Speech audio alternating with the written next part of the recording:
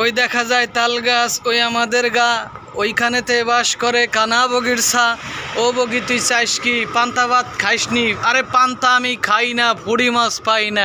একটা যদি পাইতাম অম্মে ধরেই আপুর গাপুর খাইতাম। ফুড়ি মাছ খাওয়াইতাছে এখন গোপালগঞ্জে খাওয়াইতেছে ফুড়ি মাছ। গোপালগঞ্জে এই শেখ মুজিবের আমল থেকে এখন পর্যন্ত শুধু সন্ত্রাস সৃষ্টি হয়েছে। ওই জায়গার থেকেই সাপ্লাই হয়েছে সারা বাংলাদেশে। এখন গোপাল ভাঁড়কে ঠান্ডা করতে হবে ক্যাপসুলের মাধ্যমে। ওদের গ্যাস্ট্রিক হয়েছে, ওদেরকে স্যাকলো খাওয়াইতে হবে যাতে গ্যাস ফর্ম না করে। এই জন্য ওদেরকে স্যাকলো খাওয়াইতে হবে। তাতেও যদি কাম না হয় গুয়া মুড়ি খাওয়াইতে হবে। গুয়া মুড়ি খাওয়াইলে ওদের ঘুম হবে ভালো, ওদের গ্যাস্ট্রিক সারবে ভালো, হজম শক্তি ভালো হবে।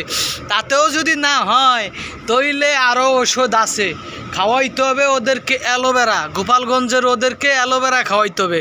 অ্যালোভেরা খাওয়াইলে কী হবে? ওদের হজম শক্তি বাড়বে এবং ওদের পাদের গন্ধ সেরে যাবে। ওদের পাদে যে গন্ধ রে বাবা, দেশটা একেবারে কানা করে দিচ্ছে। সব জায়গায় সন্ত্রাসী করতেছে এই গোপালগঞ্জের গোপাল ভাঁড়েরা, গোপালপুরের গোপাল ভাঁড়েরা সন্ত্রাসী করতেছে। শেখ মুজিব তৈরি করেছিল বাকশাল সৃষ্টি করে আমাদের বাংলাদেশের মেরুদণ্ড মানে সেনাবাহিনীকে একদম ধ্বংসের পথে নিয়ে গেছিল এই গোপালপুরের গোপাল ভাঁড়। মুজিববাদ মুদ্রাবাদ যাও ছিল শেখ মুজিবের এই সন্ত্রাসী সংগঠন আওয়ামী লীগের অস্তিত্ব গতকালকে ধ্বংস করে দিল একেবারে চিরতরে। এনসিপি পার্টির উপর হামলা করে সবটুকু ধ্বংস করে দিল। ওরা বিএনপির উপরে হামলা করে, জামাত ইসলামের উপরে হামলা করে।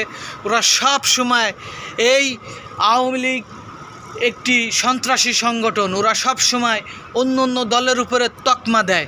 রাজাকার, দেশবিরোধী, দেশদ্রোহী, শুধু ওরাই ফেরেস্তা। এই দেশে আর কেউই ফেরেস্তা নাই, একমাত্র এই গোপালপুরের গোপাল ভাঁড়ই ফেরেস্তা। ওই যে একটা গোপাল ভাঁড় দেখেছিলাম আমি, গোপাল ভাঁড়ের যখন মৃত্যু হয়ে যায় তখন গোপাল ভাঁড় তার ভগবানের কাছে যায়। তার ভগবানের কাছে যাইয়া আবার সে দুনিয়ায় আসে টাইম নিয়ে। সেই গোপাল ভাঁড় শেখ মুজিব আবার আসবে বলে বাংলাদেশে। শেখ মুজিবের এই সন্ত্রাসী সংগঠন বাকশাল বলে আবারও আসবে বাংলাদেশে। এটা মানুষ ভাবে, কিছু লোকে ভাবে। এবং আমাদের বিএনপির ভিতরেই কিছু আওয়ামী লীগের দালাল ঢুকে বসে আছে।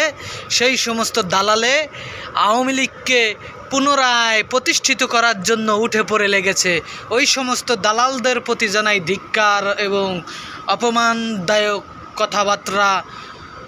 বাঙালি জাতির বিরুদ্ধে যদি কেউ বলে, এটা বাঙালি জাতি সহ্য করবে না। তবে এই সমস্ত দালালদের প্রতি তীব্র নিন্দা এবং ধিক্কার জানাই, যারা এই সন্ত্রাসী সংগঠন আওয়ামী লীগের এই বাকশালের